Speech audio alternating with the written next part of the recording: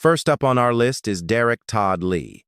To his buddies and neighbors, he was just that super friendly guy down the street, always flashing a big smile. He would walk right up to offer directions, or maybe ask to borrow a phone for a second. Little did anyone know, he was using that exact charming, easygoing vibe to stroll straight through their front doors and unleash their worst nightmares. Lee grew up around Street Francisville, Louisiana, born on November 5, 1968. From the outside, his adult life seemed as ordinary as it gets. He married his high school sweetheart, Jacqueline, had 2 kids, and made a living doing manual labor as a pipe fitter and concrete finisher. People who knew him said he was pretty social, even likable, but a total monster was hiding right beneath that friendly mask. By the late 90s, Lee had built up a nasty rap sheet, racking up charges from stalking and peeping Tom incidents to straight-up assault. In 1999, cops caught him peering into a woman's apartment window. Then in 2000, he was cuffed again for brutally beating his girlfriend. Those red flags weren't just warnings, they were a sneak peek of the horror show about to go down. Between 1998 and 2003, women started vanishing into thin air all over the Baton Rouge area. The first suspected victim was Rondie Mebruer, who disappeared from her home in April 1998, while her 3-year-old son slept soundly in the next room. Though her body was never found, the blood left behind told investigators everything they needed to know. Then, a whole new wave of terror kicked off in 2001. Gina Wilson Green was found dead inside her home on Stanford Avenue near LSU in September 2001. Next came Charlotte Murray Pace, a talented 22-year-old who had just bagged her MBA as one of the school's youngest grads, found dead in her townhouse in May 2002. She suffered such a brutal attack that investigators counted 81 puncture wounds from a screwdriver. After that, Pam Kinamore, an antique shop owner, vanished in July 2002. By November, Trinesha Collum was snatched in Lafayette. And by March 2003, when grad student Carrie Lynn Yoder disappeared from her apartment, total panic had gripped the entire region. Lee's playbook was terrifyingly simple. He would just stroll up to a house and politely ask for a favor, like borrowing the phone, asking about a neighbor, or looking for a misplaced address. But the second a target let her guard down and opened that door, tragedy struck. But on July 9, 2002, Lee made a fatal mistake when he attacked 46-year-old Diane Alexander in Breaux Bridge. Right in the middle of the assault, her teenage son walked in from school. Spooked, Lee bolted, leaving behind a surviving witness and a detailed description. Alexander told detectives about a polite black man who knocked on her door to borrow her phone, only to instantly turn on her, choking her with a computer cord. Ironically, the investigation blew it early on because of a massive blunder by authorities. The FBI's initial profile pegged the killer as a white man, causing detectives to completely ignore Lee despite tips pointing right at him. Still, Alexander's crucial testimony and the police sketch turned the whole hunt around. Tipsters flooded the hotline, positive the face in the sketch belonged to Derrick Todd Lee from Street Francisville, a known stalker who drove a dented gold Dodge Mirage. Once investigators bagged a DNA sample from Lee and ran it against crime scene evidence, the results left everyone absolutely stunned. Forensic experts testified that the genetic match was so precise, the odds of it being anyone else were 1 in 3.6 quadrillion. That test did not just tie Lee to one victim, it linked him to at least 7 other women. By late May 2003, authorities officially put out a warrant for his arrest. Lee immediately grabbed his family and fled Louisiana, heading up to Chicago before drifting down to Atlanta. On May 27, 2003, Atlanta police cornered him, and he gave up without a fight. The manhunt finally took a serial killer off the streets, letting Louisiana breathe a huge sigh of relief. Lee was hauled back to stand trial, with the legal proceedings split into 2 separate cases. In August 2004, a West Baton Rouge parish jury convicted Lee of second-degree murder for killing Geraldine DeSoto, who was brutally murdered in her Addis home back in January 2002. It did not even take the jury 2 hours to lock in their verdict. Judge Robin Free handed down a life sentence without any chance of parole or probation. 3 months later, the trial to decide Lee's fate finally began. In October 2004, prosecutors brought the Charlotte Murray Pace case to court, a driven young woman whose life was cut short just days after moving into her new place, and only weeks before she was set to start her dream job in Atlanta. The courtroom evidence was ironclad, with DNA from the scene matching Lee perfectly. The sheer savagery of the attack, featuring 81 fatal stab wounds, exposed the killer's mindless, inhuman rage. After just 80 minutes of deliberation, the jury marched back out and found him guilty of first-degree murder. On October 14, 2004, Judge Richard Anderson officially banged his gavel and handed down the death penalty. Even at the absolute end, Lee kept his mouth shut, never admitting to a single thing. He kept insisting he was innocent, despite the fact that DNA evidence from the scenes tied him to 7 brutal murders. Even though prosecutors had a lock on convicting him twice more, they decided to pull back and drop any further trials for the remaining cases. Honestly, that mountain of ironclad proof was already more than enough to ensure he would never breathe free air again. The killer was shipped straight to the Louisiana State Penitentiary in Angola to wait for his execution, but fate took a sharp turn before the state could ever pull the trigger. On January 21, 2016, Lee was rushed out of his Angola cell to a Baton Rouge hospital for an undisclosed medical emergency. He drew his last breath just before 9 in the morning that day, wrapping up his time on death row at age 47. The notorious Baton Rouge serial killer was gone, but the terror he sowed remains a painful scar in the minds of Louisianans. Ironically, he was far from the only monster stalking those blood-soaked streets. Though that is a totally different story, one where the weapon of choice was much more intimate than a screwdriver, as the very hands that swore love turned around to choke the life out of a partner. Enter our second character, Gregory Harris. His wife had a Lady Justice tattoo inked right on her back, a symbol of everything she fought for her whole life, yet on the exact night defense attorney Chiquita Tate needed the scales of justice most, the legal system she served so passionately completely failed to save her. Chiquita grew up in Baton Rouge, part of a big cash-strapped family with 7 siblings. She dragged herself up by her own bootstraps, working tirelessly to make it to college, and later aced law school at Southern University. She crushed the bar exam on her very first try and quickly made a name for herself as one of the toughest, most fearless criminal defense lawyers in Baton Rouge. Her peers used to call her a pit bull in the courtroom. She never backed away from dangerous cases, fighting tooth and nail before the bench because she firmly believed every single defendant deserved the absolute best defense possible. Late in 2007, destiny threw her together with Gregory Harris, a carpenter from Baker. The two fell into a whirlwind romance, so intense that she immediately begged her mentor, Judge Pam Taylor Johnson, to marry them the very next day.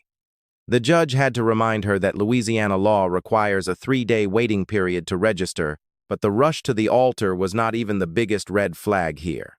The real danger cropped up in a police report filed just weeks before the wedding, a domestic violence call, where a shaking Chiquita told officers that Harris had choked her and actually broken her arm.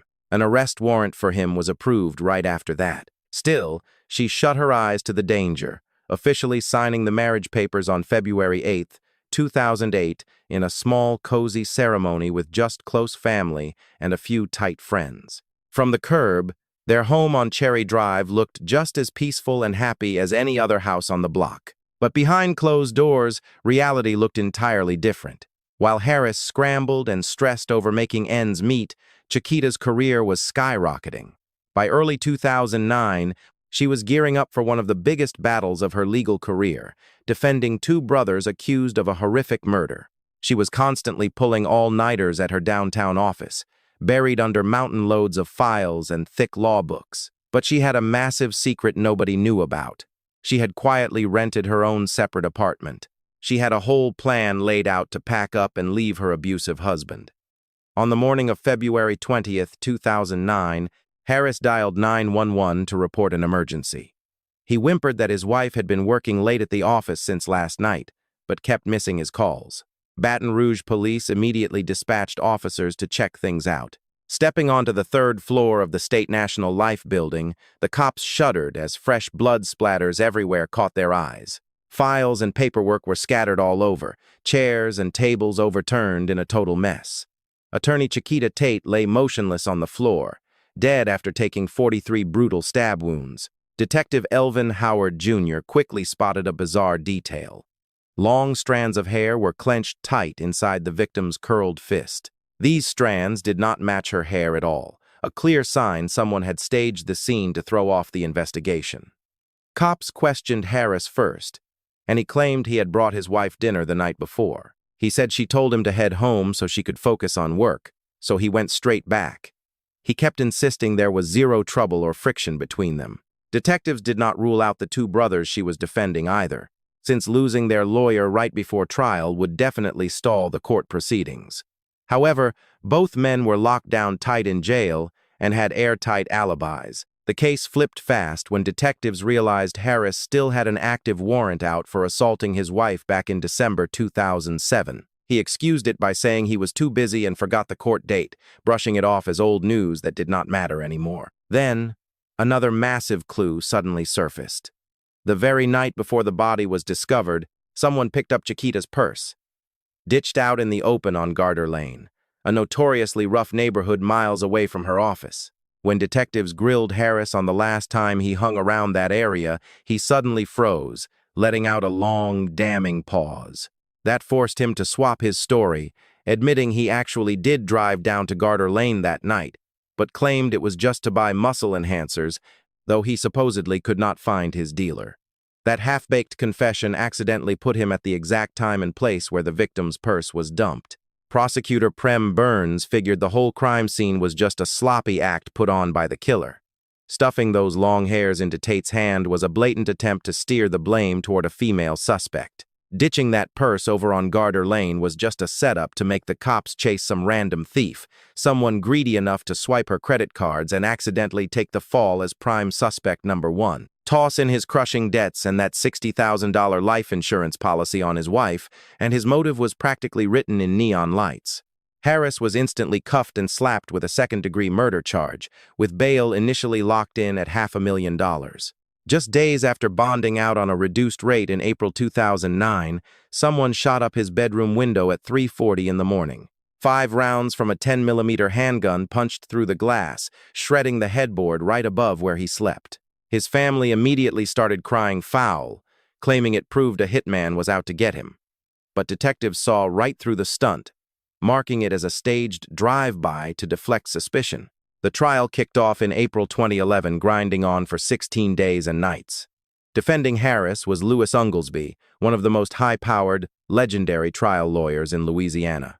Unglesby even went on record bragging that nobody believed Harris was guilty except for a handful of cops, but the actual courtroom evidence was devastatingly clear. From the sloppy crime scene staging and fake hair to the dumped purse, the looping lies about his schedule, the cash motive, and his despicable history of domestic abuse. After over 3 hours of tense deliberation, the jury finally marched back in with a verdict. They found him guilty of manslaughter on an 11-1 vote. A few jurors broke down weeping as it was read, while the courtroom sat in absolute shock. Burns argued that 43 stab wounds showed clear intent to kill, calling the drop to a heat of passion manslaughter charge a massive stretch that let a murderer off easy. Judge Bonnie Jackson handed down the absolute maximum: 40 years flat behind bars with zero chance of probation or parole. Harris has been rotting in a Louisiana prison ever since. He keeps spamming the courts with appeals for new DNA testing, trying to pin the blame on someone linked to his late wife's clients. But the appeals courts have shot down every single one of his demands. Chiquita Tate's family still feels the sentence was way too light for what he did, but at least the killer was exposed and locked away where he belongs. Gregory Harris ended a life with a cold blade, but Louisiana could not breathe easy for long. Another predator was about to step out of the shadows, someone who used bare hands for things far more sickening, and once again, pure terror was about to choke the air right out of Baton Rouge.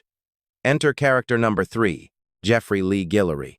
The whole city of Baton Rouge was completely paralyzed by fear at the time. Women were vanishing and turning up dead at a terrifying, relentless pace. So when Derrick Todd Lee was finally caught in 2003, locals thought the nightmare was finally over. but they were dead wrong. Bodies just kept piling up all over the place. This killer's style was totally different from Lee's, forcing investigators to swallow a bitter pill. Multiple serial killers were hunting the exact same turf at the exact same time. Jeffrey Lee Guillory grew up right in Baton Rouge, blending into the community for years without raising a single eyebrow. There were no wild outbursts, no flashing red flags, nothing. He just lived a quiet, invisible life in a town that would soon be wrestling with some of the most notorious monsters in Louisiana history. Between 1999 and 2002, Guillory took the lives of 3 women: 36-year-old Florida Edwards, 36-year-old Sylvia Cobb, and 46-year-old Renee Newman. All 3 were savagely beaten and strangled to death, and for years, every single case sat ice cold. Florida Edwards was murdered back in 1999. Her poor body was discovered inside a crumbling, abandoned house. At the time, local DNA tech was way too primitive, leaving detectives with practically zero workable leads to crack the case. Then, in July 2001, Sylvia Cobb was found dead. But this time, tech crews pulled a partial fingerprint off a beer can left at the scene. That print just sat in storage waiting for a match, since his info was not anywhere in the criminal database yet. By 2002, Renee Newman's body turned up behind the old Maison Blanche building, showing the exact same brutal signs of beating and strangulation. Once again, the trail went totally silent. By this point, Baton Rouge was in a state of absolute panic. Over a 10-year stretch from 1994 to 2004, more than 30 women were brutally murdered across the region. Task forces flooded the streets. Women carried weapons, packed into self-defense classes, and absolutely nobody walked alone after dark. By 2004, another infamous serial killer named Sean Vincent Gillis was cornered, confessing to the murder and dismemberment of 8 women. Yet, even with Gillis and Derrick Todd Lee locked down, investigators were still tearing their hair out over a string of unsolved murders that did not match either killer's playbook. Then, a massive break dropped right out of nowhere. In September 2006, the 40-year-old Guillory was pulled over for a routine traffic violation in Baton Rouge. Standard police booking required him to roll his prints. When officers ran his file through the system, it flagged a perfect match for the print left on that beer can from Sylvia Cobb's murder back in 2001. Detectives hauled him in for questioning and grabbed a DNA sample, but the testing tech back then still lacked the sharp edge needed to lock down an indictment. Without ironclad proof to charge him, they had to watch him walk right out of the station a free man, even though every detective in the room knew they had just let a cold-blooded killer slip right through their fingers. Just a year later, he went right back on the hunt. On December 29, 2007, 30-year-old Johnny Rose Martinez finished her shift in Lafayette and hopped onto her usual bus home. The moment she stepped off near a Walmart, she took a shortcut through a patch of woods, and that isolated spot was exactly where Guillory ambushed her. He brutally dragged her deep into the brush, beating her so badly her left eye swelled completely shut and her ankle snapped before squeezing his bare hands tight around her neck. Facing death, Martinez made a desperate split-second move to save herself. She went limp and held her breath to play dead. Falling for the trick, Guillory figured she was gone, swiped her debit card, and bolted. Luckily, a passerby spotted her moving and rushed her to the hospital just in time. Tracking the stolen card, police noticed someone was actively draining cash from an ATM over in Baton Rouge. Security cameras caught a crystal-clear shot of the suspect's face. The moment detectives showed that video still to Martinez, she immediately pointed him out as her attacker. Guillory was cornered in January 2008 and locked up straight away. While he sat in a cell awaiting trial for the Lafayette assault, experts over at the Louisiana State Police Crime Lab were quietly dusting off old, cold case files. By then, forensic tech had advanced by leaps and bounds. In December 2009, examiners hit a perfect DNA match between Guillory and the evidence left behind from the murders of Florida Edwards, Sylvia Cobb, and Renee Newman. After nearly a decade in the dark, those chilling cold cases finally had a name attached to them. His legal reckoning rolled out in stages. In March 2010, Guillory stood trial for the attempted murder and robbery of Martinez. The evidence stacked against him was bulletproof, ranging from the survivor's vivid testimony and security footage to the ATM transaction history. He was hit with convictions for attempted second-degree murder and second-degree robbery, pulling a flat 50-year sentence with zero chance of early release. Next up were the homicide charges. In September 2011, Guillory was back in court, this time answering for the murder of Renee Newman. Prosecutor Dana Cummings put forward the ironclad DNA evidence, pinning him right to the scene. The jury also got a full view of his systematic cruelty, including the horrific Lafayette ambush. Cummings labeled Guillory a cold-blooded killer to his core, and it took the jury less than 50 minutes to unanimously convict him of second-degree murder. That December, Judge Tony Marabella handed down the mandatory sentence, life in prison without the possibility of parole or probation. Prosecutors ultimately decided to drop the separate trials for the murders of Edwards and Cobb. With a life sentence piled on top of his existing 50 years, he was already guaranteed to die behind bars. Cummings later told the press that if Newman's murder had happened after Louisiana passed its serial killer statute in 2009, Guillory would have easily landed a one-way ticket to death row. Today, at 56, Guillory is serving out his time behind the fences of the David Wade Correctional Center. Investigators still keep his name at the top of the suspect list for several other unsolved disappearances from Baton Rouge's darkest decade. His savage crimes might have been overshadowed by other serial killers who grabbed more media headlines, but to the families of the victims, the truth is simple and raw. Guillory was a vicious predator stalking the shadows, feeding on a city that was already suffocating from pure terror.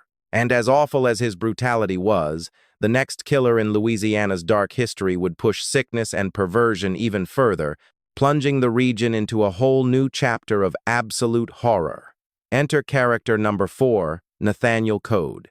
Sometimes real monsters live right next door. Over in the Cedar Grove neighborhood of Shreveport, that monster was Nathaniel Robert Jr., a man who expertly wore the mask of a regular guy until his dark urges ripped the peace right out of the community. Code was born on March 12, 1956. His parents split when he was only 6 months old, dumping him on his great-aunt Josephine and grandfather William to be raised. People around him noticed strange quirks early on, like how he would suddenly stop mid-sentence and stare blankly into space with wide eyes. Neighbors later recalled rumors about him torturing animals as a kid. His school years were a total train wreck. He failed the 9th grade and then just dropped out altogether. By adulthood, he was a regular fixture in the prison system. In 1980, he was locked up for a major felony and handed a 15-year stretch at the Louisiana State Penitentiary. But thanks to early parole and good behavior credits, he served less than 8 years, walking out of prison in January 1984 and heading straight back to Cedar Grove. His first confirmed victim, a 25-year-old mother of 2 named Deborah Ann Ford, was slaughtered on August 31, 1984. Code ripped a screen right out of a bathroom window, broke inside, and used raw muscle to overpower her. He bound her hands, gagged her, and drove a knife into her chest 9 times. He did not stop there. He slashed her throat 6 times, nearly taking her head off. Examining the scene, Caddo Parish Coroner Dr. George McCormick instantly warned that this killer was bound to strike again. But with forensic science still primitive and 0 leads on a suspect, the case went cold. As for Code, he simply faded back into the neighborhood, waiting to resurface with even more explosive, devastating violence. In the early hours of July 19, 1985, Code triggered a horror show later dubbed the Cedar Grove Massacre. Inside a house on Dalzell Street, he snuffed out 4 innocent lives: 34-year-old Vivian Cheney, her partner Billy Joe Harris, her brother Jerry Colbert, and her 15-year-old daughter Carlitha. The cruelty he unleashed defied all human comprehension. Code bound, stabbed, and strangled his targets without mercy. He forced Vivian to watch her own daughter bleed out before dragging her into a bathtub to drown and strangle her. To make matters worse, he decapitated young Carlitha. 2 smaller children in the house only survived by scrambling into a hiding spot. By morning, Vivian's sister stopped by and walked right into the warm bodies and the deeply traumatized surviving kids. At the scene, investigators lifted 3 left palm prints pressed against the side of the tub. Dr. McCormick figured the killer was right-handed, using his dominant hand to drown Vivian while anchoring himself to the tub edge with his left. But with 0 leads on a suspect, those palm prints just sat in storage. Code's hunting streak did not stop there, though. On June 24, 1985, 48-year-old West Burks was found stabbed to death at home. Less than a month later, 20-year-old Monica Barnum was also slaughtered. Code was the prime suspect for both, but police never had the muscle to charge him. His savagery finally came to light on August 5, 1987, in a shocking case that stripped away his mask for good. Code broke into the home of his own grandfather, 73-year-old William T. Code. He mercilessly stabbed the old man 5 times in the chest and 7 times in the back. Tragically, 2 kids were also inside.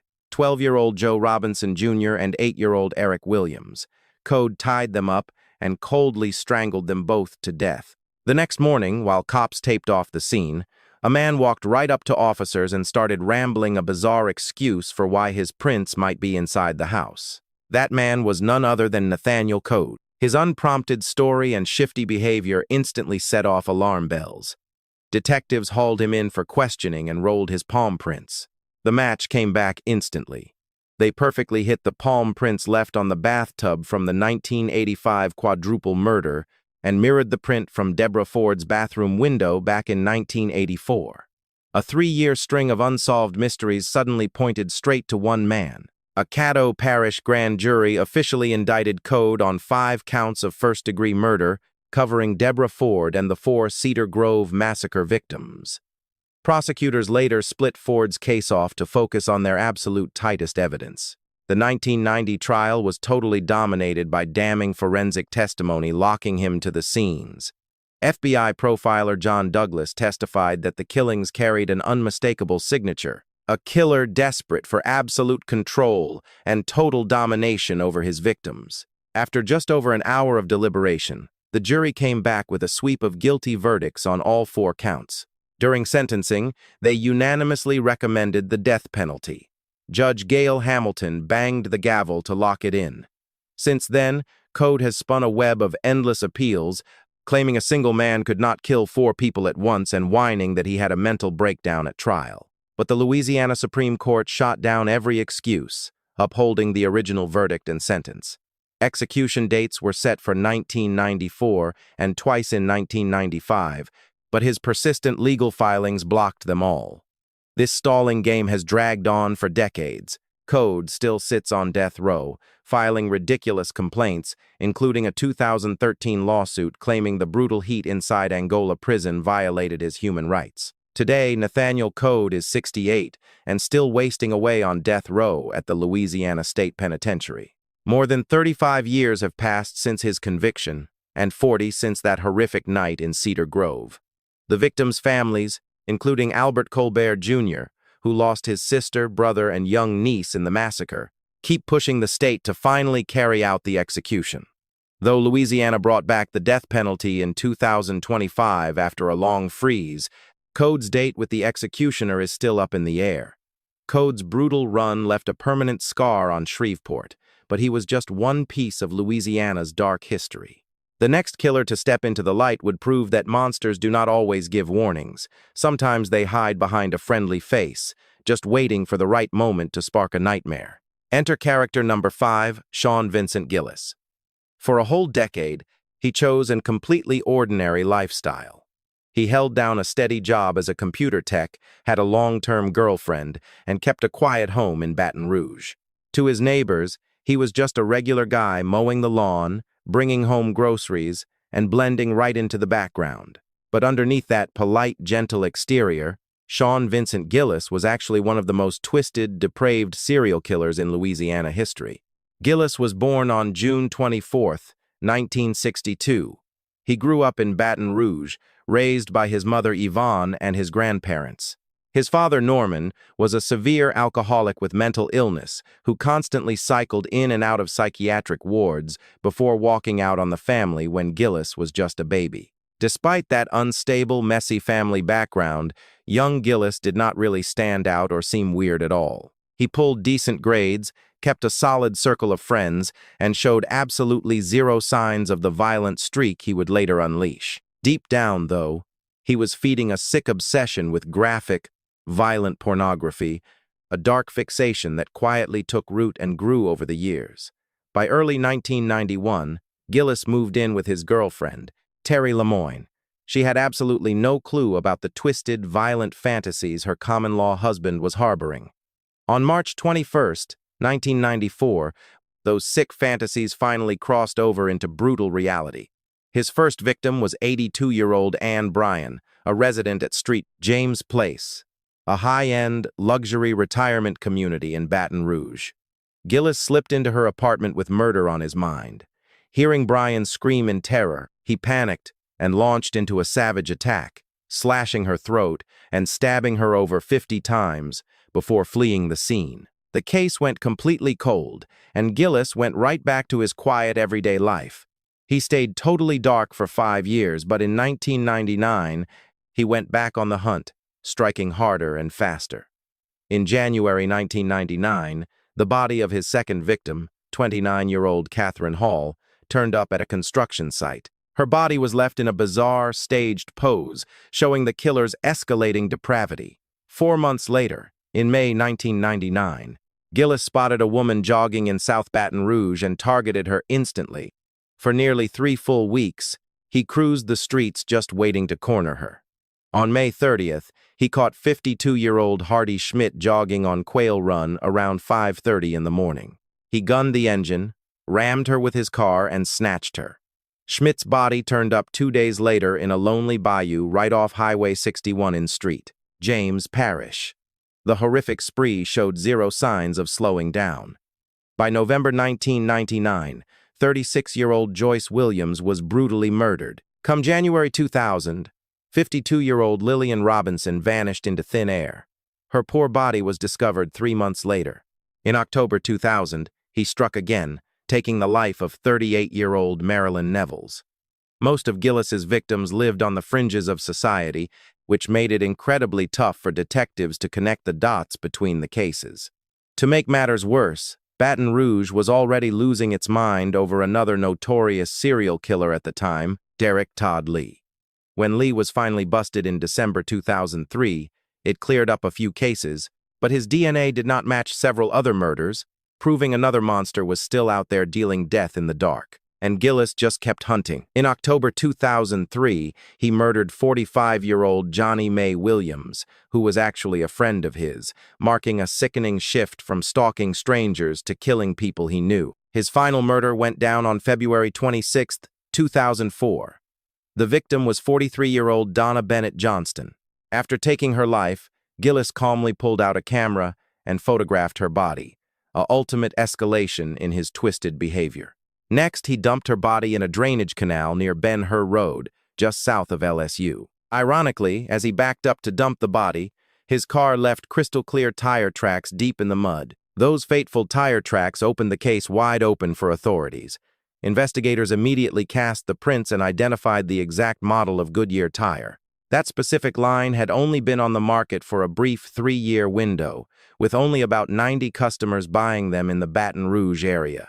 A joint task force was set up in early March 2004, knocking on doors of every single person who owned that specific tire. By April 28, 2004, detectives were questioning one of the owners on that list, none other than Sean Vincent Gillis.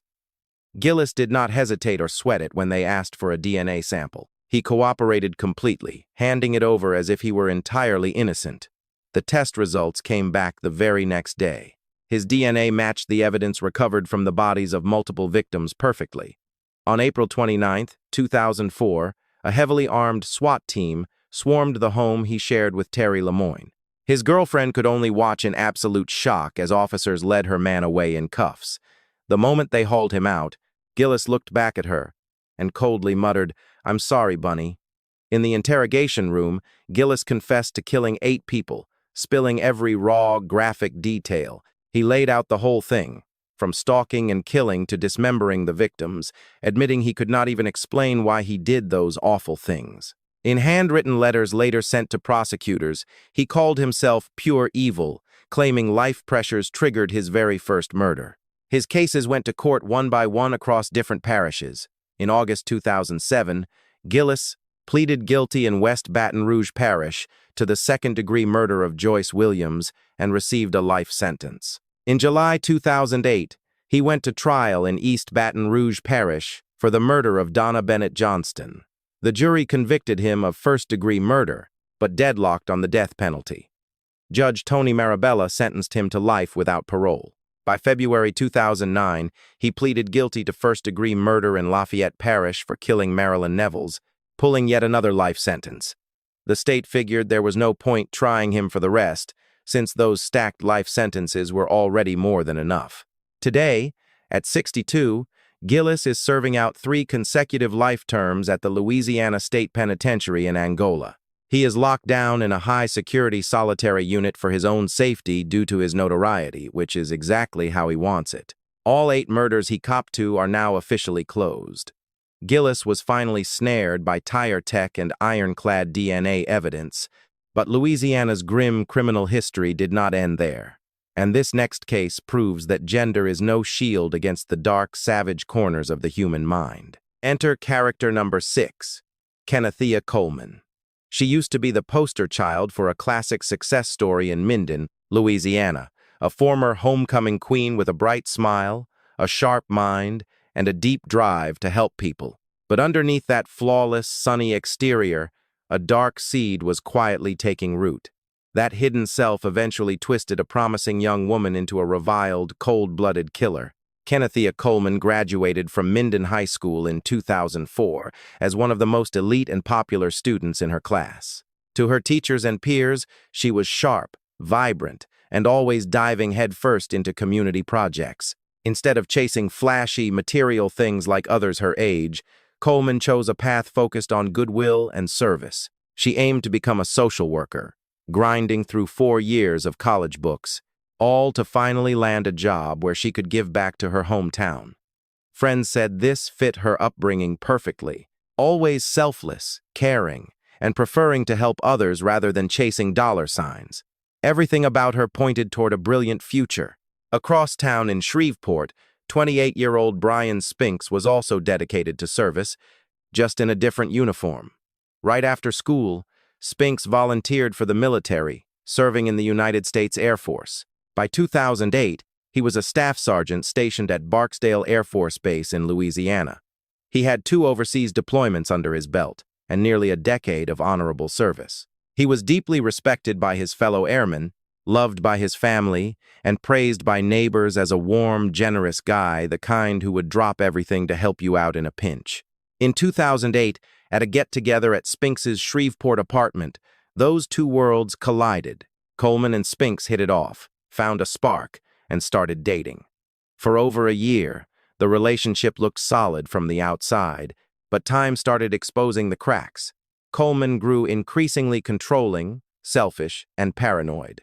Initial affection twisted into manipulation, and blind jealousy pushed things over the edge into a sick obsession.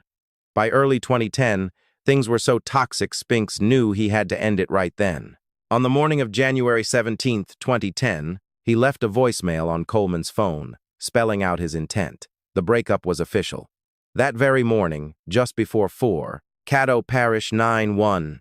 One dispatch picked up a frantic, panicked call from Coleman. She was at the Quail Creek Apartments in Shreveport, hysterical and completely unraveling. On the tape, Coleman screamed that a stalker had followed her into the apartment and stabbed her boyfriend. In the background, the victim could be heard groaning in agony, desperately clinging to a shred of hope. When first responders hit the scene, they walked into absolute butchery. Spinks lay slumped near the entrance, drenched in blood.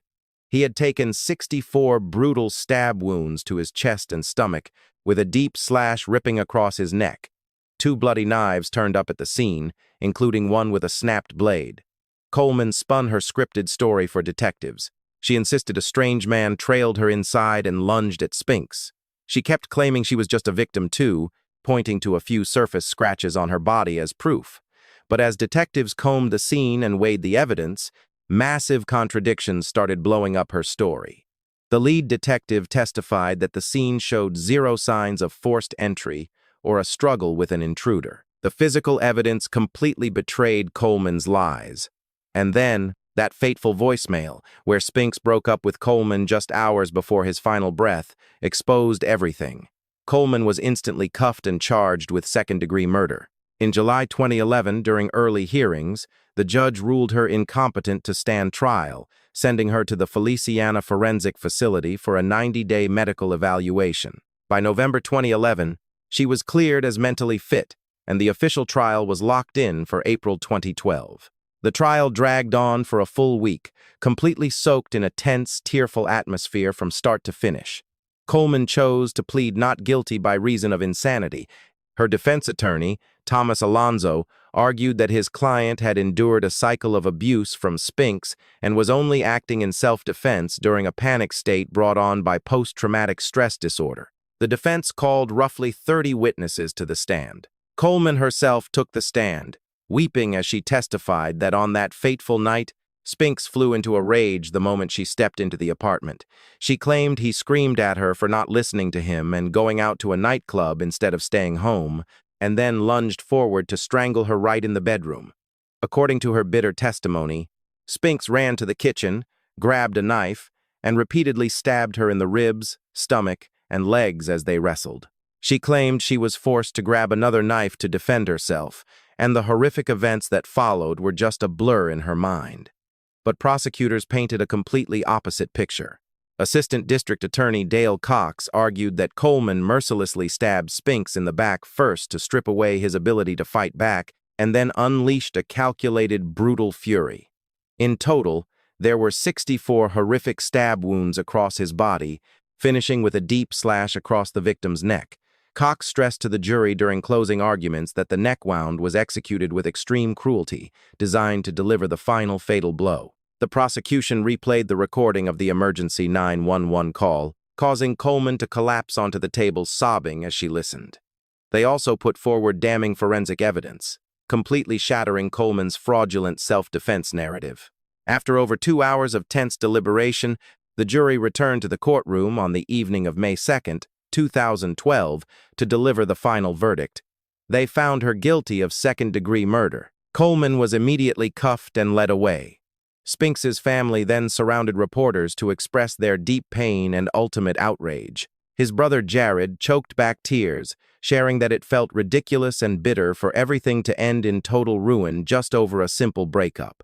It did not need to be that heartless. His father Rydell agreed, offering condolences to Coleman's family but emphasizing the senseless cruelty of the tragedy.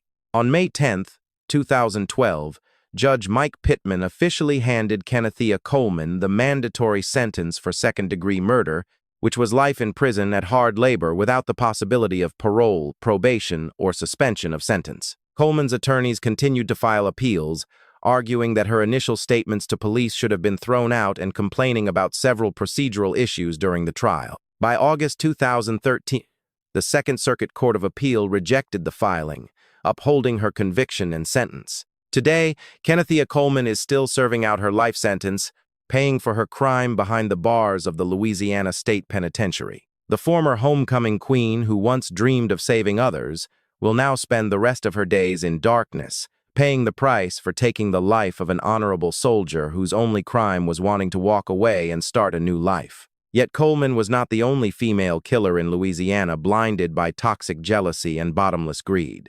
Because the next culprit to step into the light would prove just how vicious a motive a massive insurance payout could be. Enter character number 7, Monique Kitts. The emergency call to 911 sounded like pure, unadulterated panic. The voice of a woman weeping hysterically, screaming for help, and claiming she had just walked right into a horrific nightmare inside her own home. But prosecutors later exposed that the entire performance had been meticulously scripted and rehearsed.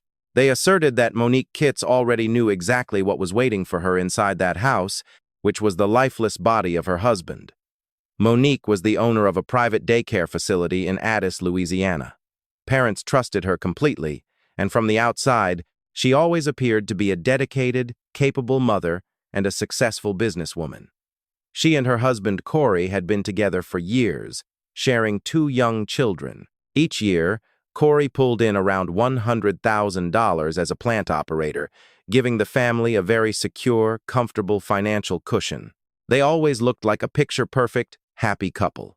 But underneath that flashy veneer, everything was already cracking and rotting from the inside out.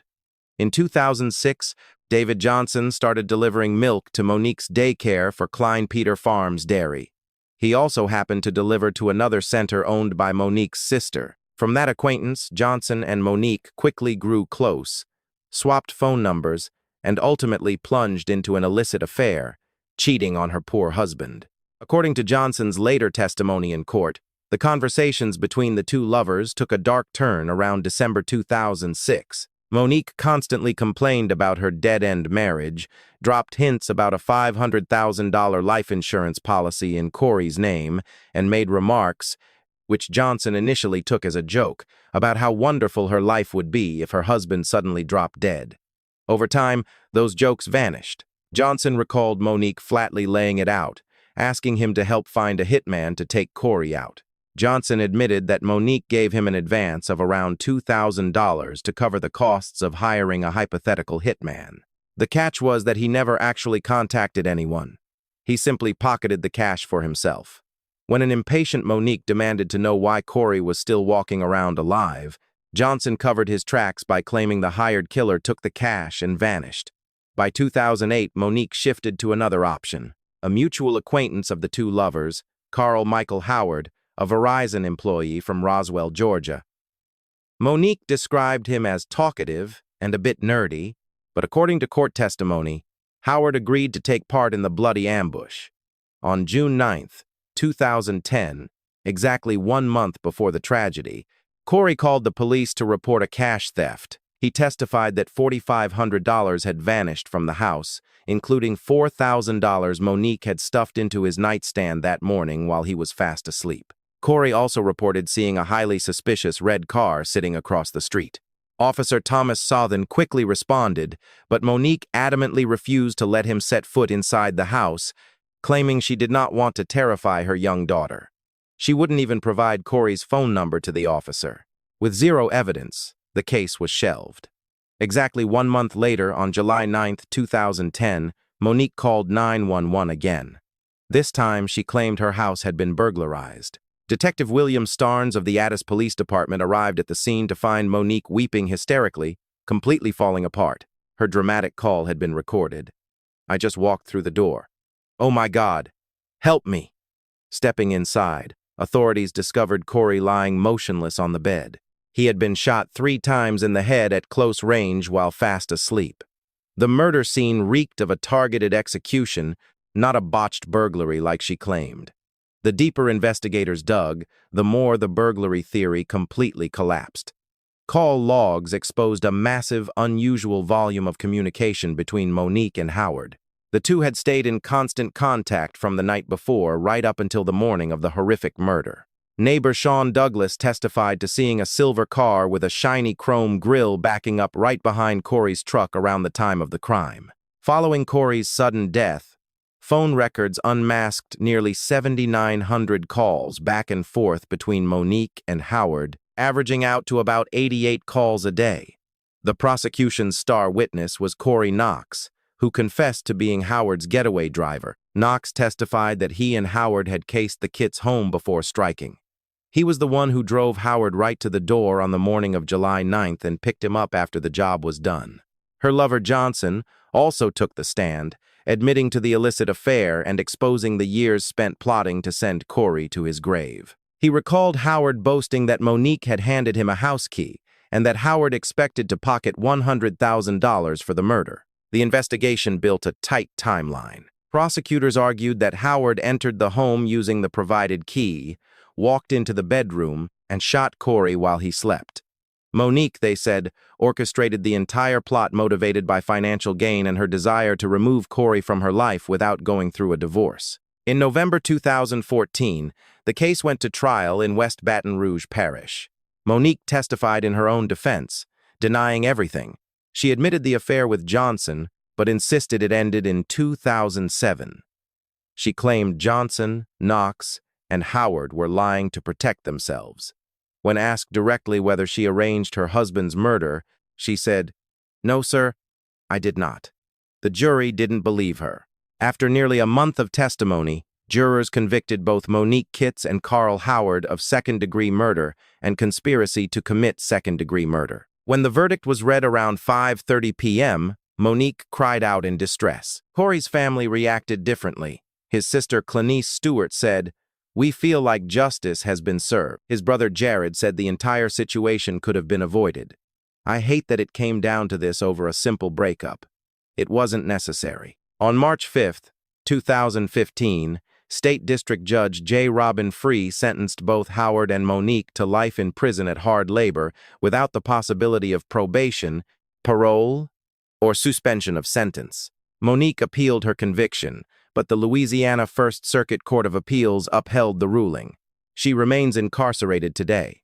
Her daughter Dory, who was a child at the time of the killing, has publicly maintained her mother's innocence despite the overwhelming evidence presented at trial. Monique Kitts arranged murder for money, but Louisiana's next female killer would take insurance-driven crime even further, proving that some schemes don't stop with just one victim. Number 8. Ronald Dominique. At 5'5", overweight, soft-spoken, and known for helping neighbors with yard work, Ronald Joseph Dominique didn't resemble anyone's idea of a serial killer. He grew up in a trailer park in Thibodaux, Louisiana, sang in the church choir, and seemed harmless to almost everyone who knew him. But behind the polite exterior was a predator who would become the most prolific serial killer in Louisiana history. Dominique was born on January 9, 1964. His childhood passed quietly, and neighbors often praised him as a quiet guy who loved to help out. But in 1996, a strange incident exposed a much darker side. A nearly naked young man frantically jumped out of Dominique's window and ran down the street screaming that Dominique was trying to kill him. Police arrested Dominique on the spot, but the victim never showed up in court to testify, causing the case to fade into oblivion. Looking back at the files, that incident perfectly matched Dominique's later modus operandi, which focused on vulnerable men, binding them, and launching savage attacks. In early 1997, his first murder victim came to light. 19-year-old David Lavrone Mitchell was found strangled to death in southeastern Louisiana. Late that year, the bodies of 20-year-old Gary Pierre and 38-year-old Larry Ranson turned up next. The bodies kept appearing in rapid succession. All the victims were male. Most were tightly bound hand and foot before drawing their final breath. Every single one was strangled or suffocated to death. Their bodies were dumped haphazardly in sugarcane fields, roadside ditches, lonely bayous, or remote rural areas. For 9 long years, Dominique mercilessly took the lives of at least 23 men. He engineered a highly sophisticated hunting method. Dominique frequently cruised gay bars in the Houma area and along Highway 182, targeting homeless men, those struggling with addiction, or other vulnerable, unstable lives. He approached them smoothly, offering cash for companionship or suggesting a threesome involving himself and an imaginary wife, flashing a picture of a gorgeous woman as bait. Once he lured his prey back to his mobile home in the Bayou Blue area, he suggested bondage play as part of the encounter. Waiting until the victim was completely tied down with ropes, extension cords, or car seatbelts, Dominique murdered them and coldly drove their bodies out to remote dumping spots. The investigation into these murders faced endless obstacles and challenges. Many victims lived transient, off-the-grid lifestyles or rarely contacted family, giving investigators a massive headache trying to piece together a solid timeline. Their bodies were scattered across multiple different parishes, forcing law enforcement across Terrebonne, Lafourche, Jefferson, Street Charles, Assumption, and Iberville to team up and coordinate. From 1997 to 2000, the bodies dropped regularly. Then the murder string came to a sudden halt. Detectives constantly debated whether the killer had been locked up, hospitalized, or had fled the region entirely. By October 2002, the killings started up again just miles from previous dump sites. 26-year-old Anoka Jones was found under an overpass. By February 2005, 6 more tragic victims had been discovered. By the end of 2006, the body count hit 23. The FBI finally stepped into the mix. Special Agent in Charge Jim Bernazzani called it one of the nation's most severe serial killer cases based on the sheer volume of victims and the staggering timeline. In March 2005, law enforcement from 9 parishes formed a joint task force, but clues remained incredibly scarce, and Hurricane Katrina slammed ashore later in 2005, scrambling resources and grinding progress to a halt. Everything finally shifted in 2006 thanks to a massive break. A man on probation named Ricky Wallace proactively contacted authorities with an invaluable lead. Wallace reported that a large white man had given him a ride, pulled out a photo of a woman, and asked if Wallace would let him tie him up for fun during the hookup. When the man aggressively pushed him to bind himself, Wallace instantly smelled danger, flatly refused, and quickly threw open the door to escape. He gave investigators a highly detailed pinpoint description of the suspect and his vehicle. Investigators immediately pinpointed Dominique as a flawless match and moved in to secure a DNA sample. Months passed in silence while the lab analyzed and picked apart the sample. By October 2006, the DNA results locked Dominique to 2 tragic victims, 27-year-old Oliver LeBancs and 19-year-old Manuel Reed. Both had been brutally murdered back in the late 1990s. On December 1, 2006, police cornered Dominique at a homeless shelter in Houma and officially busted him on 2 murder charges.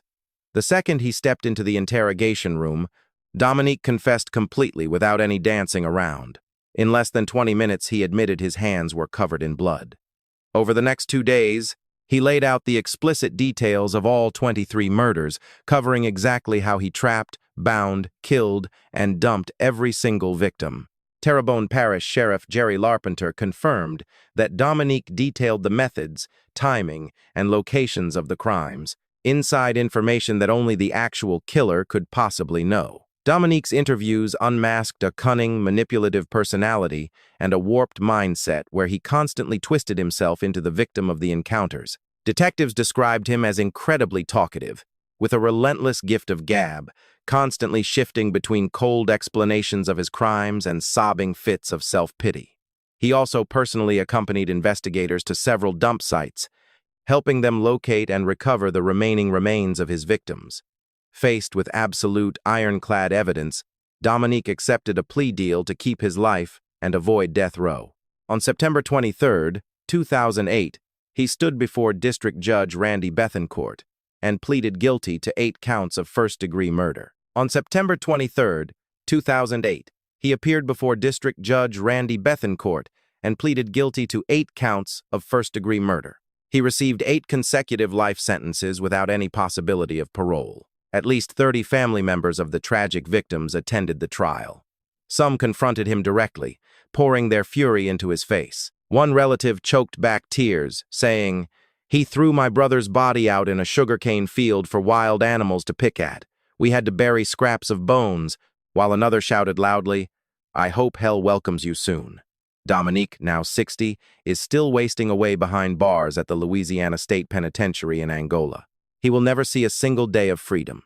His crimes stand as one of the largest serial killing sprees in modern American history, even though it garnered less national media attention than smaller cases, largely because many of his victims came from impoverished margins of society, and Hurricane Katrina completely blanketed the region's news that year. With Dominique firmly settled behind bars, the roster of Louisiana's cold-blooded killers was nearly complete. Yet there was still one more case that stood out as a stark reminder that financial greed could sometimes be just as devastatingly lethal as raw violence. Enter character number 9, Emma Jean Raine.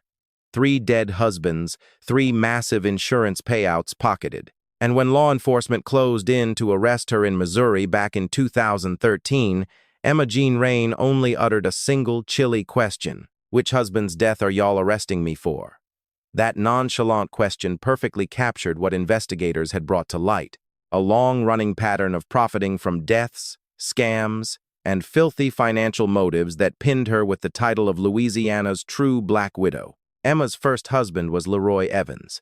In 1994, Evans was recovering from a severe traffic accident that left him paralyzed and surviving on a feeding tube. While he was convalescing, that fateful feeding tube was suddenly and mysteriously pulled out by someone. Evans suffocated to death right in his sleep. Suspicions swirled around the wife, but police lacked enough muscle to charge her, and Emma casually pocketed her husband's life insurance payout. By the late 1990s, Emma remarried, this time to Ernest Smith, a highly respected minister in New Orleans East with a passion for motorcycles. The marriage looked peaceful enough, but Emma was quietly pulling the strings on the family finances. In 1997, she bought a $100,000 life insurance policy on Smith. Over the next 8 years, she repeatedly jacked up the payout amount of the policy. By 2005, the value of the insurance policy had soared to $800,000. Also during this loving marriage, Emma was sneaking around in an affair with a man named Jean Raine. Prosecutors later asserted that the illicit affair quickly twisted into a deadly murder plot. In February 2006, just 2 months before Ernest Smith was murdered, Emma listed her lover, Jean Raine, as the beneficiary for half of the $800,000 policy. The other half legally belonged to Smith's biological daughter. To swallow the entire sum, Emma was accused of convincing her own biological daughter to forge the identity of Smith's daughter to sign fraudulent papers. That rogue daughter was later convicted of forgery in 2014. On April 15, 2006, Smith rode his motorcycle back to his townhouse on Rouge Drive. The moment he stepped up to the front porch, 2 rounds from a 9mm handgun hit him square in the chest. Smith collapsed right inside the entryway. Emma faked a 911 call, but he drew his final breath right at the scene. Investigators later admitted the timing of the crime was a massive disadvantage for law enforcement because the New Orleans Police Department was still paralyzed and chaotic following the disaster of Hurricane Katrina. The murder case quickly hit a dead end. Emma smoothly collected the $800,000 and hightailed it out of the state with her lover, Raine. She used that blood money to build a grand mansion in Poplarville, Mississippi, a luxury estate packed with TVs, a trendy swimming pool, and she even named the private driveway leading into the property Emma Lane. She officially married Raine later that year, but on April 16, 2011, exactly 5 years and 1 day after Smith's death, Jean Raine was found dead from multiple gunshot wounds inside that very same luxury mansion.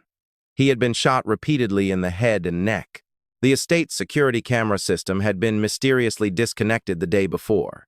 Emma claimed she was away on an out-of-town business trip, and when she couldn't get a hold of Raine, she asked her own mother to go check the house. The mother walked in and discovered the son-in-law's body. Emma went on to collect Raine's life insurance payout, and later raked in even more cash when the mansion went up in flames in a fire that police concluded was arson. Raine's death ultimately exposed the BlackWidow's tracks. His adoptive brother, Alfred Terry Everett, consumed by extreme guilt, broke down crying in front of relatives and exposed the raw truth. He revealed that years earlier, James and Emma had pooled their cash to pay him $10,000 to send Ernest Smith to his grave. Everett detailed every aspect of the murder, from how he lay in wait to gun down Smith in front of the townhouse to tossing the gun into Lake Pontchartrain. His relatives urged him to turn himself in. Seeing him hesitate, they proactively called the police. New Orleans cold case detective Decinda Barnes immediately launched a grueling 16-month investigation in 2012, working closely with insurance companies, federal agents, and multiple state agencies. By July 2013, police cornered Everett in Texas. Emma landed in the net a month later in Missouri, where she was living happily with her 4th husband, John Golston. When informed she was being arrested on murder charges, she reacted by asking which husband they were accusing her of killing. Everett was the first to stand trial in December 2014. Despite multiple opportunities to secure a reduced sentence, he flatly refused to testify against Emma. He was convicted of second-degree murder and handed a life term. Emma's official trial kicked off in August 2016. Prosecutors Laura Rodriguez and Tiffany Tucker laid out a clear pattern of criminal behavior using documents, insurance records, phone logs, and witness testimony.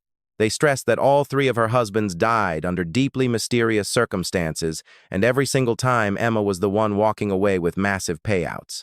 They also put forward testimony from Raine's own relatives, who clearly detailed Everett's full confession. Though the case rested largely on circumstantial evidence, her overall pattern of behavior was completely undeniable. Emma's defense attorney, Martin Regan, argued that Raine, not Emma, was the true mastermind behind the murder of Ernest Smith, and that Emma was just manipulated by him. He focused on the detail that Everett claimed he never received the full payout for the murder, while also arguing that the state's witnesses were unreliable. But the jury did not side with her. On August 12, 2016, they unanimously convicted Emma Jean Raine of second-degree murder for hiring a hitman to kill Ernest Smith. She wept hysterically the moment the verdict was read. On October 21, 2016, Judge Tracy Fleming de Villiers officially sentenced her to life in prison without the possibility of parole. Emma's fourth husband still adamantly maintained her innocence, stating he had drained his entire life savings to cover her legal defense fees, but it was all too late. Emma Raine is currently serving her sentence at the Louisiana Correctional Institute for Women in St. Gabriel. Though she was never prosecuted for the murder of James Raine, Mississippi authorities still keep her at the top of their suspect list. 3 dead husbands, 3 insurance payouts pocketed, and a long trail of fraud, lies, and murder stretching across multiple states. Emma Raine remains one of the most brazen, reckless killers in Louisiana history, completely blinded by dirty money. The final name on this list brings a whole different kind of terror, a horror that shook a peaceful Louisiana community and left psychological scars that have yet to heal. Enter character number 10, John Peter Malveaux.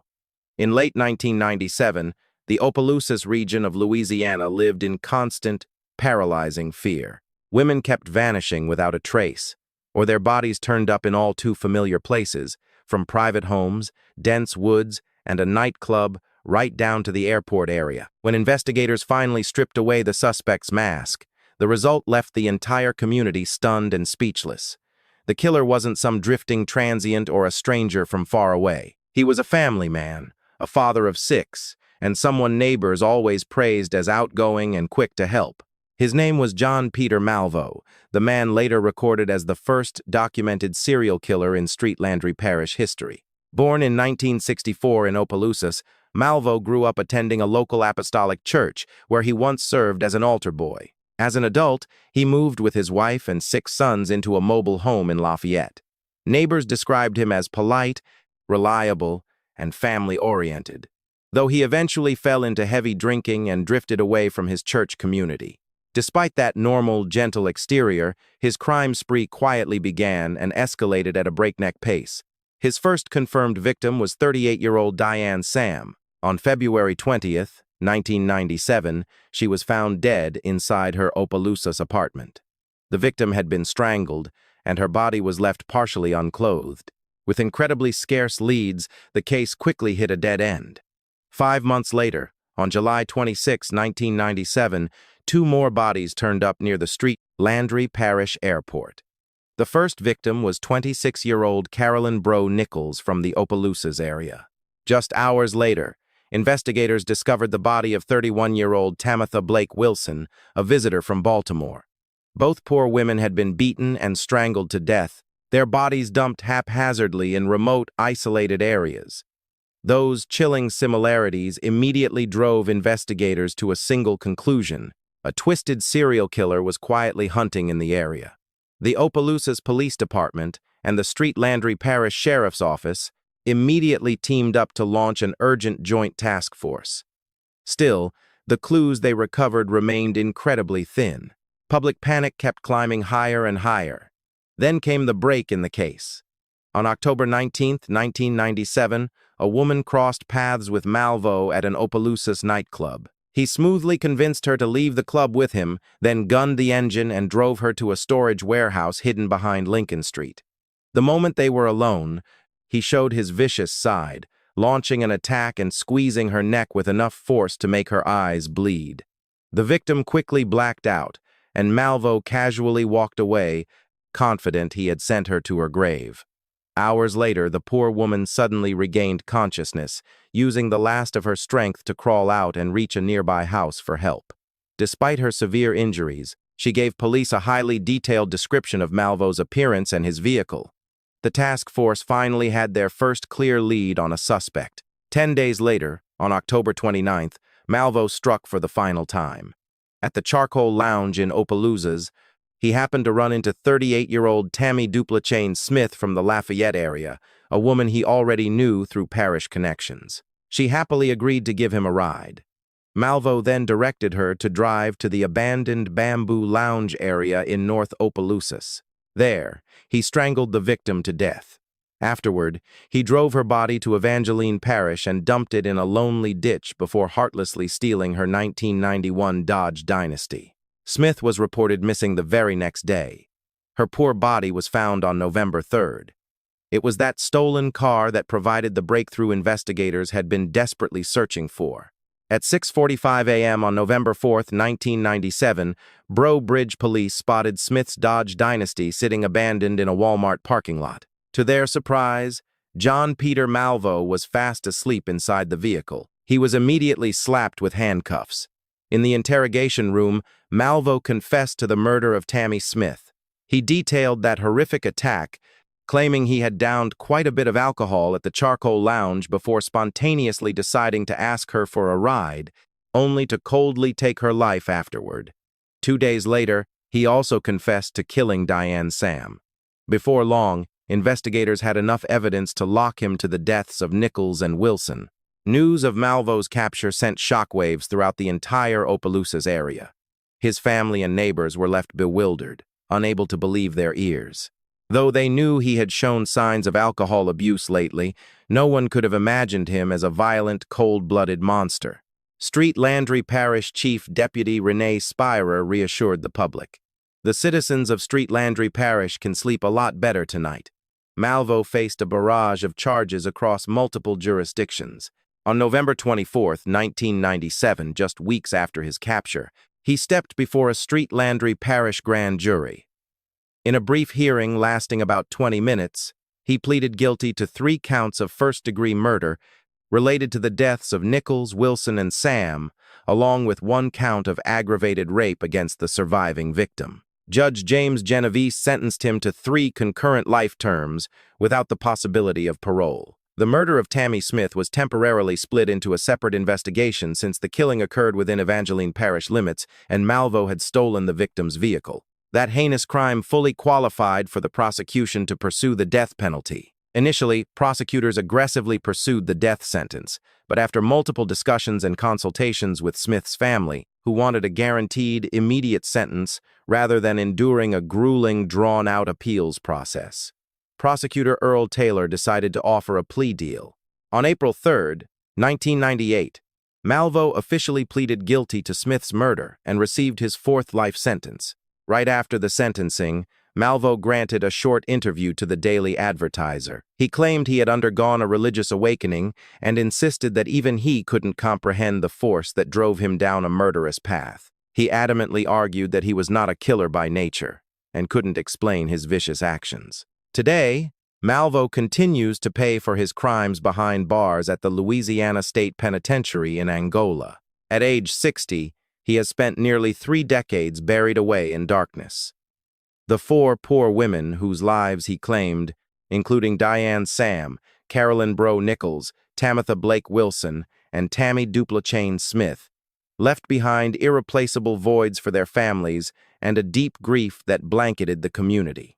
And the resilient woman who suffered the horrific attack that October but luckily survived was honored by investigators as the golden key that helped capture Malvo before he could take more innocent lives. Her miraculous survival not only severed the bloody hunting spree of a vicious beast, but also played a massive role in bringing a brutal predator to justice. Predator to justice.